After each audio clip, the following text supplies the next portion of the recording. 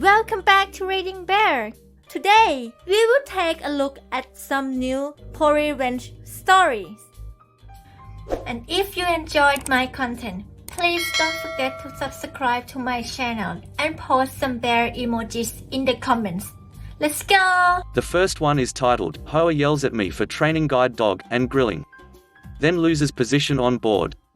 To start the story, some background you need to know about me. I volunteer to train and raise service dogs. My fiancé says clearly I have a look that says I am weak and a pushover. I have constant encounters with Karens who are just not ready for my responses when they engage me. I have been in the military for 17 years when this happened, and I was responsible for managing over 130 service members. I am anything but a pushover. I work with civilians, so I have cultivated a polite exterior because I was counseled for looking unapproachable and scary to civilian counterparts. The story, as I said, I raise service animals, so I fall under the ADA when it comes to regulations on where and what I can do with my puppy. Well, call him OO is an amazingly behaved black lab of 6 months. I have cultivated a level of trust and obedience where I can leave him in a sit with other dogs around. So long as I am in eyesight, he will stay. I have raised a few pups by then, and I would never have done that with them, but O is amazing and I can't wait to get him back after his tour of duty helping Mrs. C be independent. I meet the HOA Karen one Saturday. Me, my fiancé and O were going to head on a road trip to visit my fiancé's parents. In our preparation, the last on the list is always getting the kids to use the bathroom before a long trip. So we head out. O gets busy and I grab a bag to clean it up. I put him in a sit-stay and hand the leash to my girl. And I start walking to the trash can. It's about 100 feet from where he went. I have clear line of sight to the dog, and he is sitting pretty and alert and watching me intently for a hand cue or voice command. As I am walking, I hear a womanly screech. I don't quite make it out, but it sounds angry. I ignore it and keep walking to the dumpster, deposit my waste bag and turn around to head back to my two favorite people. It is then I make eye contact with the HOA Karen. Karen from here on out. She is your typical Karen, not an inch over 5 foot, and has the same circumference. The short chopped hair that says I'm the manager now. She looks me in the eyes and I finally listen to her shrill scream of, "Your dog must be on a leash and in your hand. My county state law says so. I will call the cops."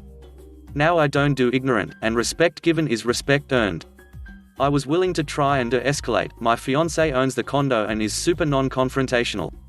So for her I try to bring it back down to civil levels of discussion. In a polite but firm voice I asked if she even looked over at the dog before she started yelling at me. She just bellows like a banshee again. I repeat. This back and forth happens 3 or 4 times, me calm, her escalating in pitch and volume. At this point she hasn't given respect, so none is required to be given back. I break out my "you done ducked up NCO" to junior voice. It is loud, firm, and clearly states I'm done with your bullshit, lady. I clearly tell her if she would have taken 2 seconds to look, she would see the dog is sitting on a leash in someone's hands. She stops bellowing at me, looks and turns a bit red in the face, then musters, "You could just say thank you." Which I curtly reply, "Shut the hell up and get out of my face." She waddled quickly off, tail tucked into the condo door. My next meeting with her was when I was grilling. The HOA states no charcoal grills and no smoking barbecue. I was born in the north, but as a military brat moved to the south since I was 2. There is a difference between barbecuing and grilling. Barbecue is 12+ hours with coals of hardwood or wood smoking. Grilling is cooking meat on a grill instead of the stove. The HOA put out a reminder, no barbecuing on the premises and no coals. So I was like, awesome, get a small propane grill. It's not barbecue, but it's better than nothing. So I was out grilling and I hear the banshee cry, all too familiar now. Again, she didn't come up to me and talk, she just started screaming. So I looked her right in the eye and with the same firm voice, "Shut the duck up and go away. If you say one more word, I'll be the one calling the cops for harassment by an HOA member." She sputtered something about no grilling or open flames, and I told her duck off, show me in writing and by someone other than her. She waddled off, and then I was approached by the HOA president with the HOA bylaws and sat to read them. During which my fiancé started a conversation with them about another issue we were having with them. She was in the middle of having the state attorney's office ask some questions about activities they were trying to force her into paying for. It wasn't going well for the HOA, and she took this opportunity to introduce herself. While she may be non-confrontational when it comes to small things, she will stand up for herself when it comes to it. Her introducing herself changed everyone's tone and they became oh so polite. Karen tried to play the victim to her and say I was mean and could use some manners when engaging with people. I love my soon-to-be wife. She let her paint her tale how she was a victim. When she finished she looked her dead in the eyes and said, you know, I was the one holding the leash and I was standing right here when he was grilling. So no, you got the same respect you gave. She paled and faded to the back. That's when the president of the HOA stepped in and told me I can't have the grill and that I can be fined and I needed to follow the rules of the HOA or the next time hell be the one calling the cops. Well, pray Roger that. It is my job to enforce regulations in the military. I spend hours reading instructions.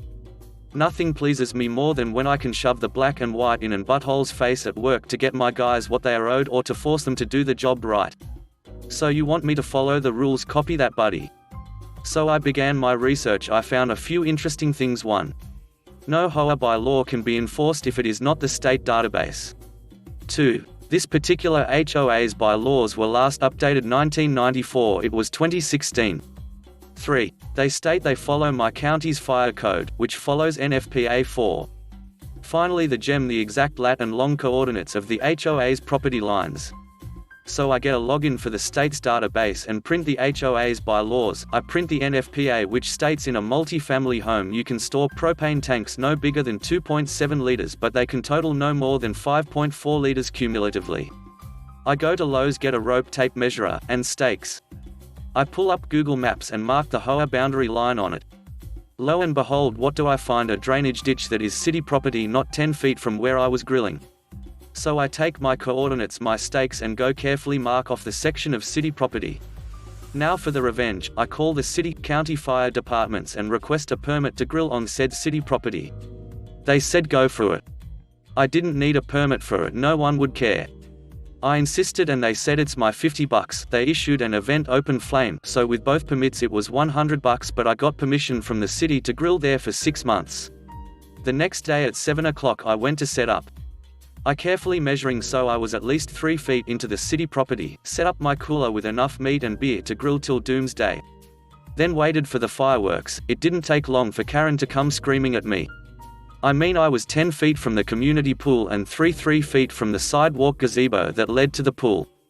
I just hit record on my phone and politely told her she has no need to yell and I am breaking no laws. She kept screaming about no grilling and how she is tired of me and she going to get me arrested and kicked out if it's the last thing she does. She hasn't liked me since she saw me and has just been waiting to get me kicked out. That now that she knows which condo is mine, it is just a matter of time till she finds something. On and on. I guess me polite and showing zero fear was what upset her. She tried to come take my stuff. Big no. As she reached for my cooler I broke out my NCO voice and told her if she so much as brush a finger against my property I would remove the offending body part with force if necessary. This sent her scurrying off again. About 20 minutes later I see 2 cop cars pull up, and Mr. Hoa Prey himself. He is all chummy with the cops and as they approach, I hear him say yep, same guy, the first already told him once before he can't grill on the Hoa grounds. He comes to a stop about 10 feet from me. 1 cop stays with him, the other keeps walking up to me. I have a shit-eating grin on my face. I can hardly wait for the conversation to happen. The cop is slightly off-put by my joyous face and slight giggle when I ask what seems to be the problem. Office. I get informed that I am in violation of the bylaws and have been warned once already, and I am going to receive a ticket for disturbing the peace for threatening the Hoa when they were trying to enforce the rules. Ticket for an illegal open flame, ticket for illegal storage of flammable substances, on and on. The last was if I didn't pack up I would be arrested and removed. Now that he was done I first handed him my permit from the city to grill. He took it, walked back to the press and they discussed it for a moment, then returned, says you can't get a permit from the city to grill on private property. I then showed him the coordinates for the Hoa and the Google Maps gridded drawing and my current GPS location. Mind you, I am smiling, handing sheet after sheet to him, because the grid was not all on one sheet and had addendums. Took about 4 minutes to explain it to him. As I was about to hand him more he held up a hand to stop me. He then asks how long I had planned this with a smirk. I told him about a week. He gave me a look of disbelief but moved on. He then asked me if I threatened Karen. I just played back the recording to him. At the end he said nothing seems out of place here, you are free to go. I stopped him and asked if I could file a complaint for HOA harassment through him. He said no, that the city clerk office is the correct place, but he would document harassment by the two of them and file the report for me. In my state it's illegal to be harassed by the HOA. It comes with jail of a few months, fines as high as $5,000 and immediate removal from the board and the possibility of recovery of damages. I settled for them both being removed from the board instead of filing a complaint. I waved to Karen every day I grill or showed her my leash if I had O. The next one is titled, Driving Instructor Got Stung in the Eye by a Bee. Back when I was 17/18, I block booked 15 lessons with a driving instructor that was local to my workplace, around 15 miles from home. The idea was that I'd finish work and then he'd meet me at the hospital where I was employed and we'd drive around for an hour each time before ending it at the local metro station, whereby I could ride at the 45 minutes home. The first couple of lessons flew flags right up. I was competent enough to go straight onto road driving, as I was also getting a lot of driving time in my dad's car before even booking lessons. First couple of lessons he has me driving out of the way down some residential streets. I'm talking cul-de-sacs, no reason to go there unless your instructor has the destination in memory. Turns out we were scouting out his recent ex-girlfriend's house, so see if any other cars were in her driveway. A few lessons in and he has me swing by a petrol garage. Not to fill up. It was just so he could pop in to buy chewing gum because his next pupil was some fit 18-year-old daughter of a local radio host. I continued to play it dumb because I was getting driving hours in and we'd still end up at the metro station to see me home. He was a bit of an idiot of an instructor though. I'd say he was around mid-20s and all of his banter was about these fit young women he'd drive around. I was either driving too fast, too slow, too far to the left or too far to the right. Really condescending though, and just wasn't fit to teach people. So around the 12th or so lesson he's due to pick me up from work. It's the middle of winter and Baltic outside. Stood for an hour outside the A+E department, which was our designated pickup point, and there's no sign of him. I've phoned him around 15 times by this point. Figured duck it, I'll get the bus to the metro then the metro home. Phoned him again after getting off the metro and this time he answers. Background noise is quite clearly pub noise with his mates shouting crap down the phone about leaving a pupil hanging. He goes on to say that he couldn't make the lesson because a bee had stung him in the eye. I still had 3 lessons pre-booked with him, so I was stuck with his butt for a little while longer. The next day I sent him a message saying I was booking his car to sit my driving test and would require him on the date that my last lesson was booked for. He went through the whole spiel of me not being ready and all of that, but eventually relented after I agreed to sit my pass plus with him afterwards were I to pass, and if not I'd book another 10 lessons with him. We decided to double down on the hours come testing day and agreed that he'd pick me up an hour and a half before my test so I could get some time in driving to the test center. Then the other hour would be the test itself. He showed up an hour late. He was all upset and told me we didn't have time for me to drive that day to the test center, and so instead he would drive us there. Keep in mind this had been around 2.5 weeks since our last lessons due to doubling up. So we get to the test center just in time, something like 5 minutes to spare. My test instructor comes over and my driving instructor stated he wanted to sit in the car during the test. Test instructor basically told him to do one and to sit and wait until we got back. Test went got cut off before even leaving the industrial estate the test center was based in. Swore a bunch out loud at this driver and afterwards figured, well, I've ducked this one, let's just get it over with. We were the last back to the center out of 15 drivers that went out at the same time. Got caught up in roadworks and a ton of traffic. Test instructor left the car before coming back and saying, only 2 people out of the 15 passed today, you were one of them. Thought brilliant. Driving instructor immediately reminded me of my Pass Plus deal. Pass Plus is around £150 I think he quoted me, and his idea was to drive from Newcastle to Manchester and back. That's a fair bit of motorway driving which is required. So I told him sure, I'm well up for it, and to pick me up from the metro station near where I live. Which is way out of his way, considering he lived near where I worked. So the day comes to my Pass Plus test and my phone is blowing up by the minute. I let him sit there for an hour and a half, leading him on that I was on my way before dropping the ball that a bee had actually stung me in my eye on my short walk over there. The next one is titled, Mess with My Wife's Job? You both can find a new one. So I'm one of the bosses for a construction company here in Canada. My wife works at a software company now, but at the time she was working at a small company while finishing her degree. My wife just finished her maternity leave and was ready to go back to work. Well, things didn't go exactly as planned, and her replacement was her supervisor's friend, and together they decided to make her miserable and make her quit so friend could stay on. My wife documented various instances of harassment and general incompetence on both their parts because my wife was more or less her supervisor's assistant and practically did her job for her. That stopped fast, and my wife would say, "That isn't what I was trained for and isn't in my job description." Supervisor got upset but couldn't do anything about it. My wife also recorded various instances of supervisor and co-worker stealing from the company, and she showed all the evidence to her boss's boss, who I'll call level 1, 2 and 3. Level 1 looked at it and immediately bumped it up to level 2 because that's what he was told to do. Level 2 was shocked and immediately suspended both supervisor and friend while also bumping the case up to level 3. Level 3 was in a rage and a huge investigation followed. Both girls were fired and had to deal with legal stuff that I don't know about since I wasn't there. Now you're likely wondering where my revenge comes in. Well, it turns out supervisor's husband works at my job and I had to lay off someone. This guy was a butthole and always slacked off and harassed co-workers, so it was an easy choice. He flips his crap and begs me to let him stay, and I say to him, "Buddy, you're lucky you lasted this long. I gave you so many chances." I wouldn't have fired him if he wasn't such a screw-up though. Canadians aren't as kind-hearted as you think. The next one is titled, "Fire the IT Guy a Week Before My Wedding?" Good luck without me. I worked for a small ISP, think 2 owners and 6 employees, in a college town years ago. This was before Wi-Fi was really much of a thing, but it wasn't a big deal because a lot of the apartment complexes we had contracts with had been wired, at our expense, with CAT5 Ethernet into each apartment. In some complexes where we hadn't deployed wiring to each unit, we tried to offer wireless service using original Cisco 802.118b access points.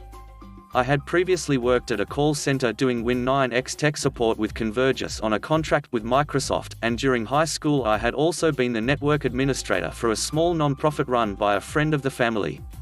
I was hired to do phone tech support for the ISP based on my background, but when it was slow or they needed an extra pair of hands, I was often co-opted into going out on service calls into the apartments of the students that were our customers, or into manual labor types of projects at the office like making Ethernet patch cables. I also worked most weeknights in an on-call basis in which support calls would be routed to my personal cell phone. But I only received a token amount of compensation since I wasn't working 100% of the hours that I was on call. But hey, it was a bit of extra income above the 40 hours at $9 per hour I was getting paid. One Friday I was using my lunch break to make some calls at my desk regarding a car accident I was in, and sorting things out with insurance, etc. 2 of my co-workers were in the same area I was, and we had all been making patch cables all ducking day. On Monday, one of the owners asked me into his office immediately after I arrived and informed me that I was being fired. This butthole knew I was getting married the following week, and took the opportunity to cut me loose before I could take advantage of any PTO for the wedding and my honeymoon. When I pressed him as to why he had made this decision, he indicated that the other owner saw me making phone calls and surfing the internet whilst my 2 other co-workers were making patch cables. I informed him that I was taking my lunch break by eating at my desk, and making phone calls on my personal cell phone, so I wouldn't use company equipment for non-work purposes. He didn't care, and gave me the boot anyway. One of the complexes we serviced was notorious for a very high incidence of Wi-Fi outages, as a significant portion of the units in it had not been wired yet. I was aware that my employer was in hot water with the complex management company for all the complaints coming from student tenants regarding the lack of reliability of their only option for broadband internet. I had been out to do a number of on-site service requests at this particular complex, and I was very familiar with its network architecture and equipment locations.